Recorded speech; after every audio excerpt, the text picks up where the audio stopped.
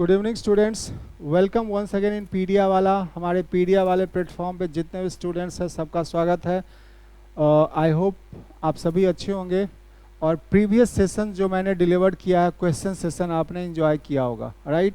But कुछ student का demand है कि सर मुझे और भी क्वेश्चन चाहिए, तो मैंने आज कुछ क्वेश्चन उनके डिमांड पे और भी ऐड ऑन किया है। बट आफ्टर दिस सेशन, मैं इस सेशन जैसे कंप्लीट होता है, मैं इस सेशन को कंप्लीट करने के बाद इस क्वेश्चन को मैं आपको प्रोवाइड करूंगा। तो आज का जो सेशन है, चलिए बिना कोई डिले किए हुए सेशन को फर्दर कैरी ऑन करते हैं। तो आज का जो सेशन है वो change in method of depreciation. ये थर्ड मेथड है कि अगर आपका मेथड ऑफ डेप्रिसिएशन चेंज हो गया तो चेंज हो गया तो क्या होगा, क्या कुछ ट्रीटमेंट होगा, क्या कुछ इम्पैक्ट होगा, क्या कुछ प्रॉफिट एंड लॉस पे असर होगा, वो सारी चीज़ें हम लोग देखेंगे। फर्स्ट हम देखते हैं इसकी थ्योरी क्या कहती है, इसके बारे में जो कुछ भी अपडेटेड है as per your subject, as per your syllabus, जो कुछ भी अपडेटेड है मैंने आपको कोशिश किया है कन्वर्ट करने, सो दैट कि आपको ये नॉलेज पॉइंट हो आपके लिए, राइट। तो चलिए कंटिन्यू करते हैं। कहता है हमारा चेंज इन मेथड जो कहता है अकाउंटिंग स्टैंडर्ड 6 कहता है, ठीक है। अकाउंटिंग स्टैंडर्ड 6 कहता है कि अगर आपने मेथड सेलेक्ट कर लिया है, कोई पर्टिकुलर मेथड आपने अगर सेलेक्ट किया हुआ है, तो वो मेथड बिल्कुल कंसिस्टेंट होना चाहिए, बिल्कुल कंटिन्यू होना चाहिए from one period to another period, one financial year to another financial year.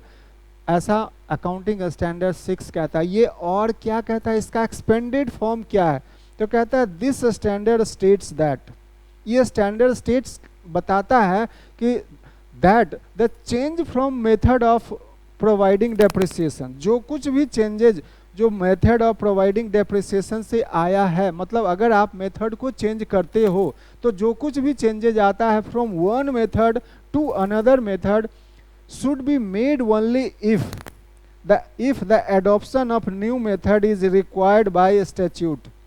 आपके लॉ के अकॉर्डिंग होना चाहिए, तभी ये सुटेबल होगा। मतलब अकाउंटिंग स्टैंडर्ड्स पहले तो ये कहता है कि आपका जो मेथड ऑफ एडॉप्शन होना चाहिए वो कंसिस्टेंट होना चाहिए। Once you are selected a particular method you should go and consistently from one period to another period, one financial year to another financial year। इसके बारे में थोड़ा सा और कहता है कि अगर आप चेंज करते हो तो change should be made according to the compliances, according to the statute, according to the law होना चाहिए। तो ऑब्वियसली बिना लॉ का तो संभव ही नहीं है कि ये संभव हो पाएगा, राइट ना। सो यहाँ पे जो बताया गया है वो अकाउंटिंग स्टैंडर्ड 6 में यही बताया कि चाहे आपका मेथड कुछ भी हो, अगर आपने चेंज किया तो वो change according to law, according to compliances, according to statute होना चाहिए, इररेस्पेक्टिव ऑफ दैट कि आपके presentation of and presentation of financial statement में क्या फ़र्क पड़ता है, इससे मैटर नहीं करता। मैटर ये है कि दैट शुड बी, वो जो चेंज ऑफ मेथड है अकॉर्डिंग टू कॉम्प्लायंसेस होने चाहिए, राइट। तो ये फर्स्ट पैरा आपका कंप्लीट हो गया। सेकेंड में कह रहा है कि when the change in the method of depreciation is made, अर्थात आपने अगर चेंज किया डेप्रिसिएशन ऑफ मेथड में तो depreciation should be recalculated according with the new method from the date of the asset coming to use. मतलब कहता है कि when a change in method of depreciation is made, अगर आपने कोई डेप्रिसिएशन के मेथड में चेंज किया है तो depreciation should be recalculated in accordance with the new method. कहाँ तक, ऑब्वियसली आपने चेंज किया है तो जहाँ से उस मेथड को कहाँ से चेंज किया जाएगा, तो कहता है in accordance with the new method from the date of asset coming to use. वो एसेट जो जहाँ से यूज में आया है वहाँ से आपके मेथड को चेंज करना होगा। ऑब्वियसली जब मेथड चेंज करोगे तो जो पहले से ऑलरेडी आपने डेप्रिसिएशन प्रोवाइड कर रखा है, हो सकता है कि उसमें कुछ डिफिशियंसी आ जाए, हो सकता है डेफिशिएंसी हो सकता है या सरप्लस हो सकता है, प्रोबेबली या तो डिफिशिएट होगा या सरप्लस होगा। तो सरप्लस होगा या डिफिशियंसी होगा, ये दो प्रोबेबिलिटी होती है।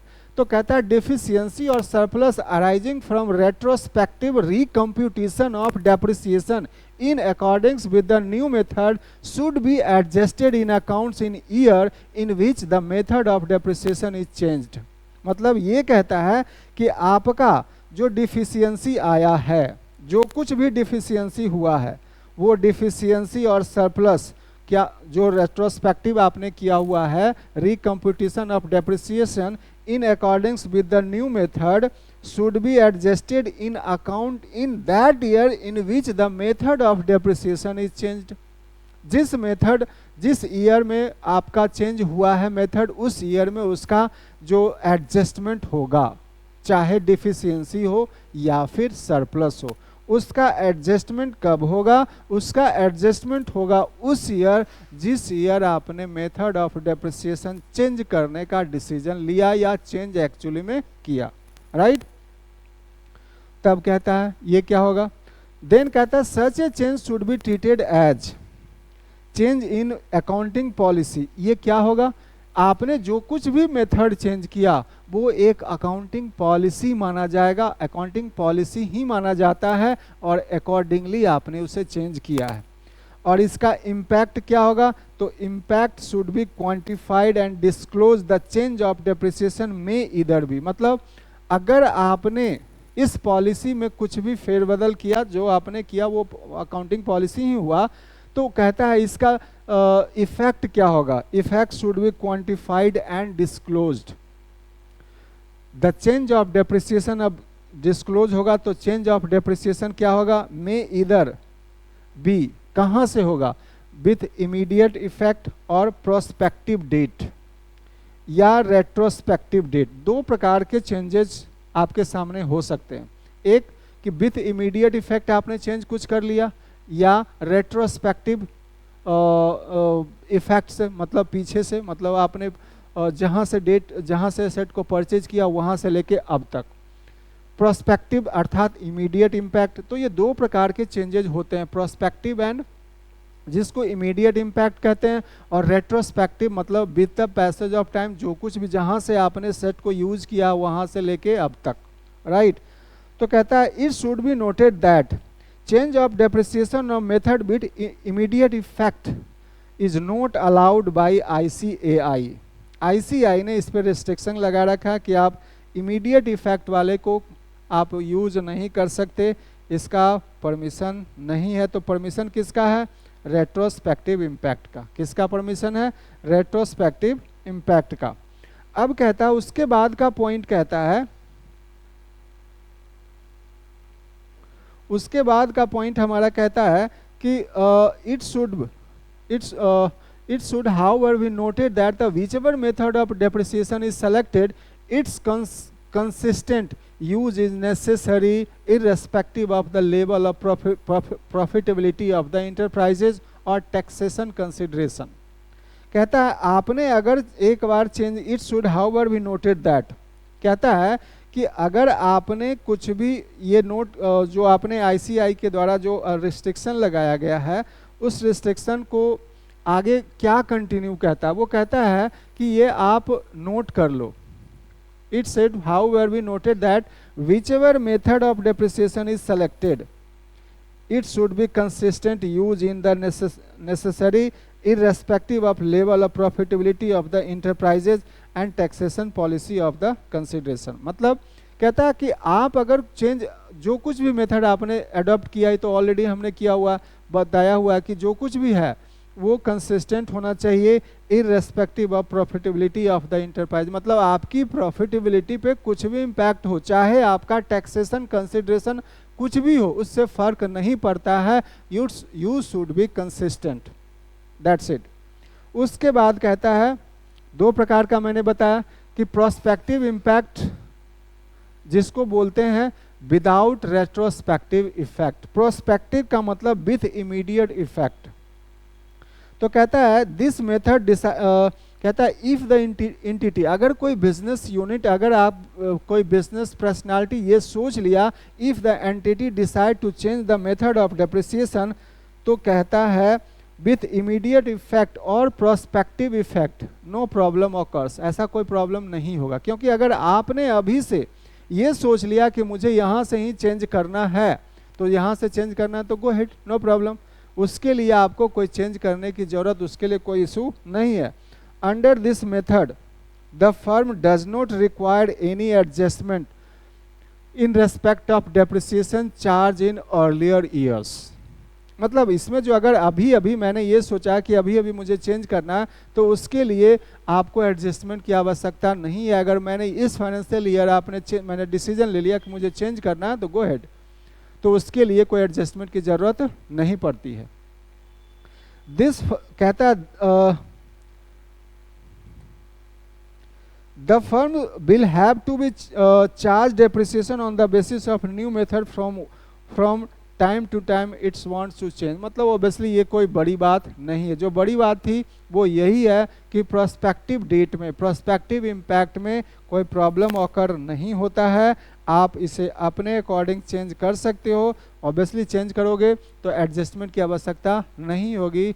इन जो कुछ भी आपने अर्लियर ईयर्स में जो अमाउंट ऑफ डेप्रिसिएशन चार्ज किया होगा उसमें, राइट। ये कंप्लीटेड विथ रेट्रोस्पेक्टिव इम्पैक्ट। ये रेट्रोस्पेक्टिव इम्पैक्ट कहता है कि if the change is method from prior date, कहता है रेट्रोस्पेक्टिव का मतलब ही होता है अर्लियर ईयर्स में आपने जो कुछ भी अमाउंट ऑफ डेप्रिसिएशन चार्ज किया है उस पर फर्क पड़ेगा, उस पर फर्क होगा। तो फर्क होगा तो क्या होगा, तो फर्क होगा कि सबसे पहले रेट्रोस्पेक्टिव के बारे में बढ़िया से समझ ले कि ये रेट्रोस्पेक्टिव क्या बताने की कोशिश कर रहा है। तो ये रेट्रोस्पेक्टिव बताता है if the change in method is made from a prior date the depreciation already recorded in prior years will have to be adjusted. Obviously जहाँ एडजस्टमेंट की बात होगी वहाँ तो होनी भी। आप सोच करके देखो कि अगर आपने डेप्रिसिएशन का मेथड चेंज किया है प्रोस्पेक्टिव के अकॉर्डिंग, तो प्रोस्पेक्टिव का मतलब होता है फ्रॉम प्रायर डेट, पहले वाले डेट से जहाँ से आपने सेट को पुट टू यूज किया है वहाँ से लेके अब तक का। मतलब अगर अभी हमने प्रेजेंट टाइम में डिसीजन लिया है तो ये जो ऑलरेडी हो चुका है तो प्रायर डेट वाले जो ऑलरेडी हैं उस पे तो एडजस्टमेंट होगी ही, राइट। तो कहता क्या एडजस्टमेंट होगा, तो WDV on the date of change needs to be adjusted for under depreciation और ओवर डेप्रिसिएशन। WDV मैंने बताया रिटेन डाउन वैल्यू अर्थात बुक वैल्यू, दोनों का मतलब एक ही है, बुक वैल्यू, ठीक है। तो आप कहते हो कि आप इस रिटेन डाउन वैल्यू के लिए एडजस्टमेंट की आवश्यकता तो होगी ही होगी। क्यों, क्योंकि मैंने अगर डेप्रिसिएशन का मेथड चेंज किया तो हो सकता है अमाउंट में डिफरेंस हो और इसी डिफरेंस को एडजस्ट करना है इस रेट्रोस्पेक्टिव इम्पैक्ट में, राइट। तो अब इसमें कैसे, ऑब्वियसली हो सकता है कि ये एडजस्टमेंट किस प्रकार का हो, ये एडजस्टमेंट हो कि आपने जो ऑलरेडी डेप्रिसिएशन चार्ज कर रखा है वो हो सकता है अंडर डेप्रिसिएशन हो, पॉसिबली हो सकता है कि वो ओवर डेप्रिसिएशन हो, राइट। तो ये सारे अंडर डेप्रिसिएशन और ओवर डेप्रिसिएशन, कम डेप्रिसिएशन, ज़्यादा डेप्रिसिएशन का ही तो एडजस्टमेंट करना है, राइट। और वो यही मेथड बताता है रेट्रोस्पेक्टिव इफेक्ट, राइट। अब इसका कैलकुलेशन कैसे होगा, ये सिंपल चीज़ है, कोई बड़ा इशू इसमें नहीं है। करना क्या है, calculate the total depreciation charge under up to the date of change according to the old method. जो कुछ भी ओल्ड मेथड में डेप्रिसिएशन चार्ज हो चुका है उसको कैलकुलेट कर लो, टोटल कर लो, देन न्यू वाले को टोटल कर लो जो रेट्रोस्पेक्टिव इम्पैक्ट करने के बाद। तो इसमें भी इसका कैलकुलेशन करके इसका भी टोटल कर लो कि कितना डेप्रिसिएशन चार्ज हो चुका, देन जो डिफरेंस है वो फाइंड आउट हो जाएगा। तो यहाँ तक जो क्वेश्चन का जो सेशन का थीम था वो ये था कि आपने जो डेप्रिसिएशन चेंज किया हुआ है तो दो तरीके से, दो मेथड निकल के आया, प्रोस्पेक्टिव अर्थात इमीडिएट इफेक्ट से, रेट्रोस्पेक्टिव अर्थात प्रायर डेट से, पहले वाले डेट से जहां से आपने यूज किया।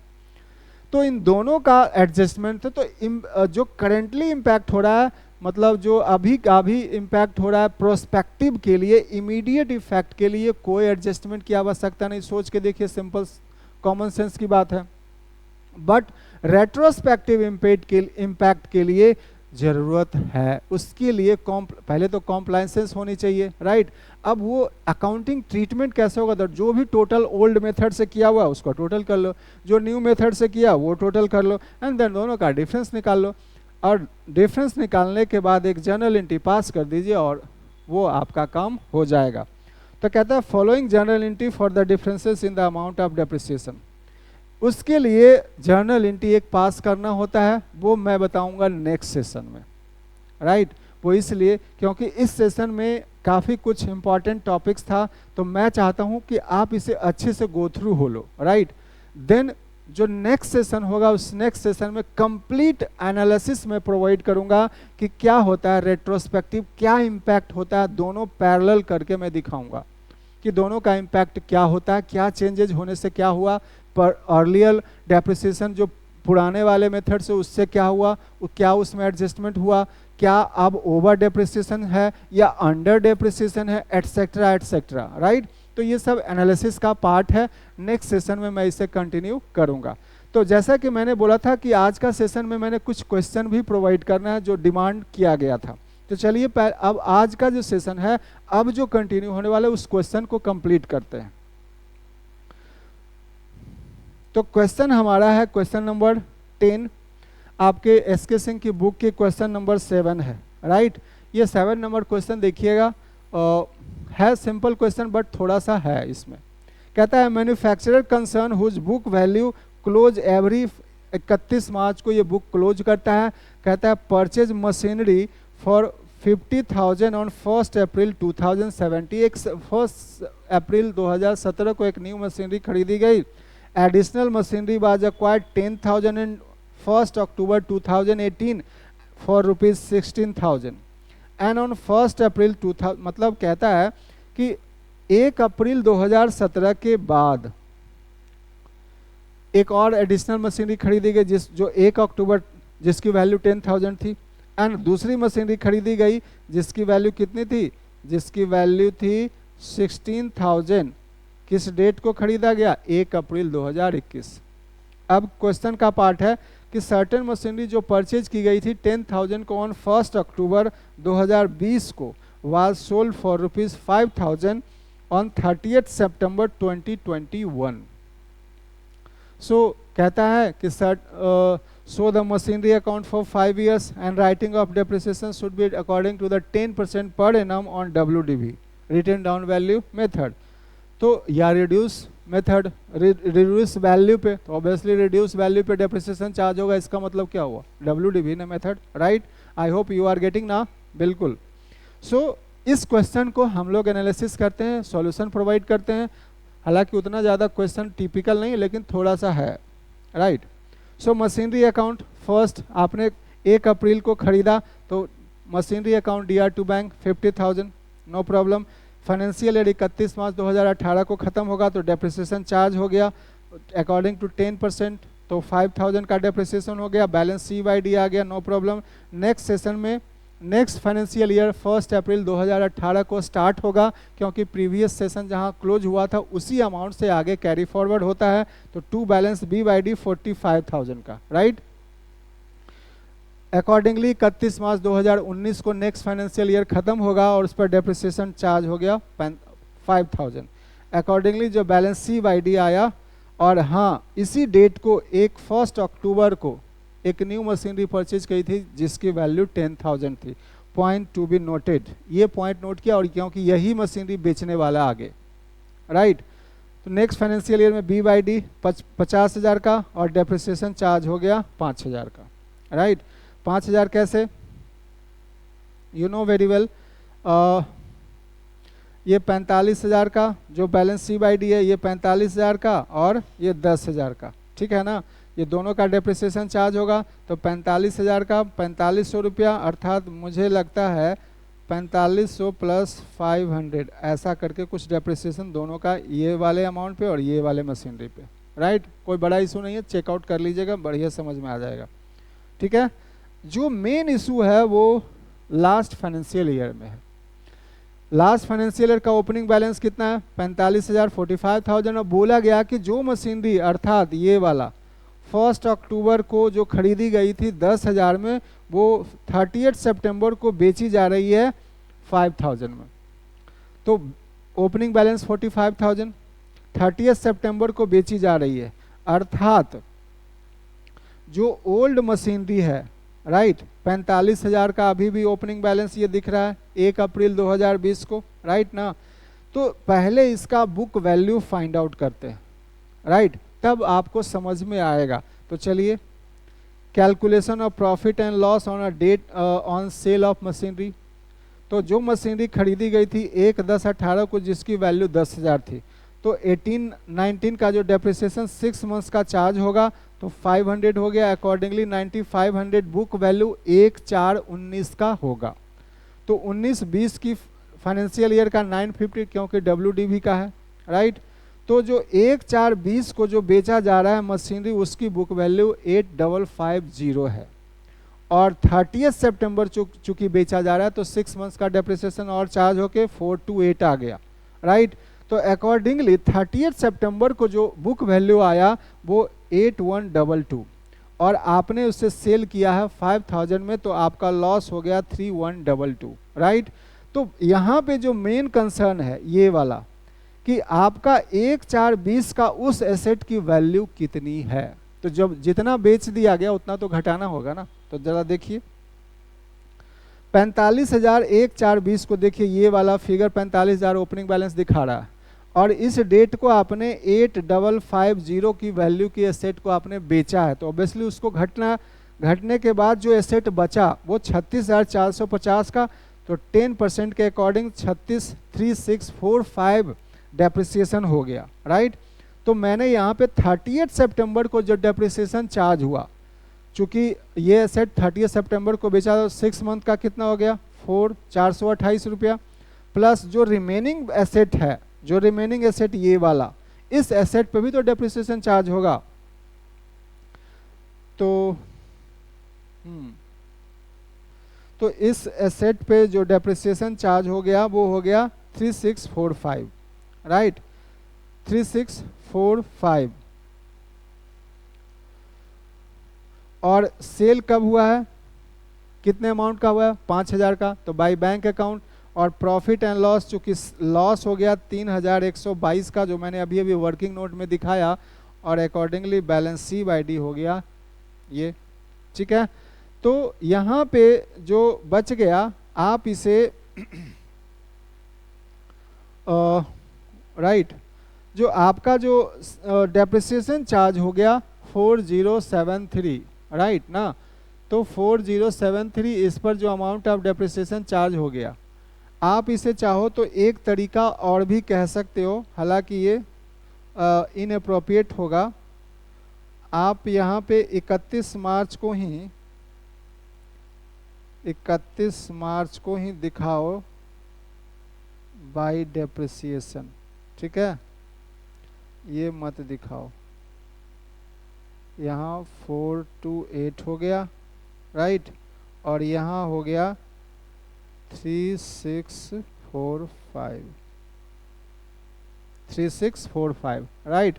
जो रिमेनिंग अमाउंट का जो डेप्रिसिएशन चार्ज होगा वो 31, रिमेनिंग एसेट पे जो डेप्रिसिएशन चार्ज होगा वो 31 मार्च को ही होगा, राइट ना। सो 31 मार्च को आप डेप्रिसिएशन 3645 दिखा दो। अकॉर्डिंगली जो प्रॉफिट एंड लॉस वगैरह है वो इस तरीके से बैलेंस C/D आपका आ गया। थोड़ा सीक्वेंस आगे पीछे हो सकता है, पॉसिबली कैलकुलेशन में ये फर्स्ट हो जाएगा, ये सेकंड हो जाएगा, ये वाला लॉस वाला थर्ड हो जाएगा, देन ये फोर्थ होगा, और देन ये वाला 5। थोड़ा सीक्वेंस एडजस्ट कर लेना, राइट। आई होप आप समझ पा रहे हो, राइट। इस तरह से यहाँ पे इसका डेप्रिसिएशन चार्ज हो गया, राइट ना। अब यहाँ पे है कि 31, अब ये opening balance next financial year में चला गया, तो 1 अप्रैल को जो B/D है 32805, और इस पे जो रिमेनिंग जो डेप्रिसिएशन चार्ज हो गया वो हो गया 3281, प्लस ये जो 1 अप्रैल 2021 को एक न्यू मशीनरी परचेज की 60,000 की, इसका डेप्रिसिएशन हो गया 1600। सो 3281 जो रिमेनिंग अमाउंट का डेप्रिसिएशन हो गया वो 3281 एंड न्यू मशीनरी का 1600 अकॉर्डिंगली टोटल हो गया 4881। सो और CYD बैलेंस आ गया और इस तरह से आपका ये आंसर पूरा हो गया। सो इस तरीके से क्वेश्चन का अटेम्प्ट ले। यहाँ पे थोड़ा सा मैंने एडजस्ट कर दिया, सीक्वेंस वाइज मैंने बताया, फर्स्ट इसको लिखना, सेकंड इसको लिखना, थर्ड इसको लिखना, फोर्थ इसको लिखना एंड फिफ्थ लास्ट में इसको लिखना, राइट। सो आप इसे चाहो तो एडजस्ट कर सकते हो।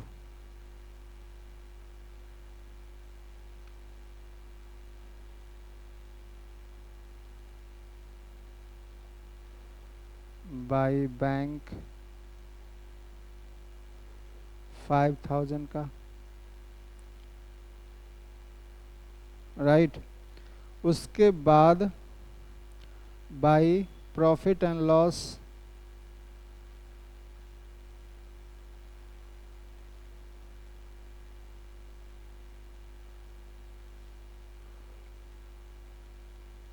By profit and loss account, ये जो लॉस वाला कॉन्फ़िगरेशन है 3122,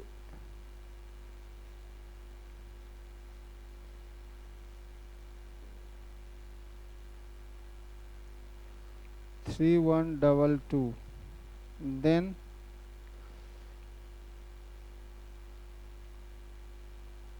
ये सारे जो ट्रीटमेंट होंगे वो 30 सितंबर को ही होंगे, बट ये होगा 31 मार्च को। बाय डेप्रिसिएशन अकाउंट कितना 3645, राइट। आई होप अब सीक्वेंस हो गया और ये बैलेंस CYD हो गया और इसके अकॉर्डिंग आपका रिमेनिंग अमाउंट ये हो गया, राइट। आई होप ठीक है। देन BYD यहाँ से सेम अमाउंट और जो रिमेनिंग अमाउंट का जो बैलेंस आएगा 3280, राइट, और 1600 न्यू मशीनरी का डेप्रिसिएशन टोटल करके आ गया आपका बैलेंस CYD। तो इस तरीके से क्वेश्चन आपका सॉल्यूशन हो गया। मैंने वर्किंग नोट प्रोवाइड कर दिया है, सो आप इसे अच्छे से गो थ्रू हो लेना। क्वेश्चन नंबर 7 है, तो ये मैंने क्वेश्चन डिमांड पे मैंने पूरा किया हुआ है। आई होप ये क्वेश्चन आपके एग्जामिनेशन के ओरिएंटेशन के अकॉर्डिंग ये काफ़ी हेल्पफुल प्रोवाइड करेंगे। सो नेक्स्ट सेशन में अब हम मिलते हैं, राइट। आज का सेशन कंप्लीट हो गया। इस सेशन में थोड़ा क्वेश्चन और मिक्सअप चेंज इन मेथड को मैंने प्रोवाइड किया है थ्योरी। सो नेक्स्ट सेशन में इसके प्रैक्टिकल एस्पेक्ट्स एंड इसके एनालिटिकल एस्पेक्ट्स को हम लोग देखेंगे, राइट। इस एनालिटिकल एस्पेक्ट्स को चेंज इन मेथड में होता क्या है, कैसे क्या ट्रीटमेंट होता है, ठीक है ना। तो नेक्स्ट सेशन में मिलते हैं, तब तक के लिए good night and good bye.